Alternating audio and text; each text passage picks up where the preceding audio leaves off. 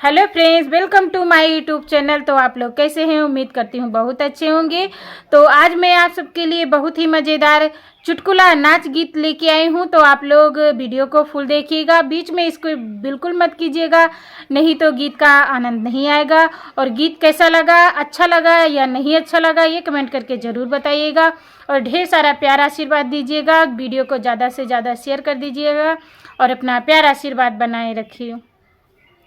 हमरे जैसी नारी नाही पैबा हमरे राजऊ, हमरे जैसी नारी नाही पैबा हमरे राजऊ, पैबा हमरे राजऊ नाही पैबा हमरे राजऊ, हमरे जैसी नारी नाही पैबा हमरे राजऊ, हमरे जैसी नारी नाही पैबा हमरे राजऊ।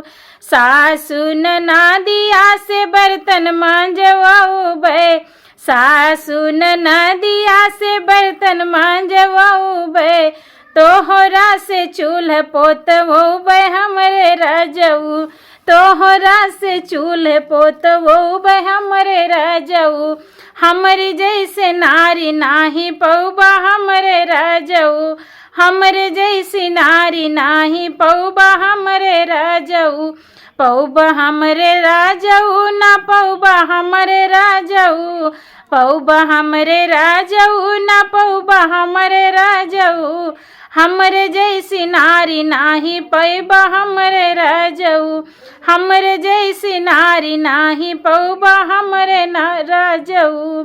सासु नदिया से झाड़ू लगवऊ बे, सासु नदिया से झाड़ू लगवऊ बे, तोहरा से पोछा लगवऊ बे हमरे राजऊ, तोहरा से पोछा लगवऊ बे हमरे राजऊ, हमरे जैसी नारी नाही पौबा हमरे राजऊ, तोहरे जैसे हमरे जैसे नारी नाही पौबा हमरे राजऊ, हमरे जैसे नारी नाही पौबा हमरे राजऊ।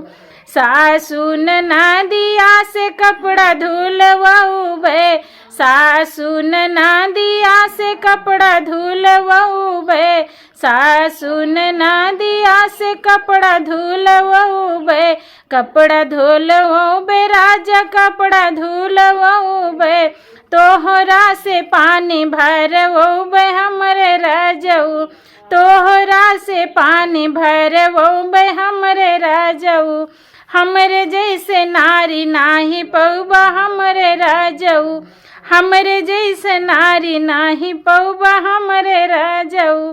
सासु नदिया से खाना बनवऊ बे, सासु नदिया से खाना बनवऊ बे, खाना बनवऊ बे हो खाना बनवऊ बे, तोहरा से गोड़ दबुओ बे हमरे राजऊ, तोहरा से गोड़ दबुओ बे हमरे राजऊ, हमरे जैसी नारी नाही पौबा हमरे राजऊ, हमरे जैसे नारी नाही पौबा हमरे राजऊ, हमरे जैसे नारी नाही पौबा हमरे राजऊ।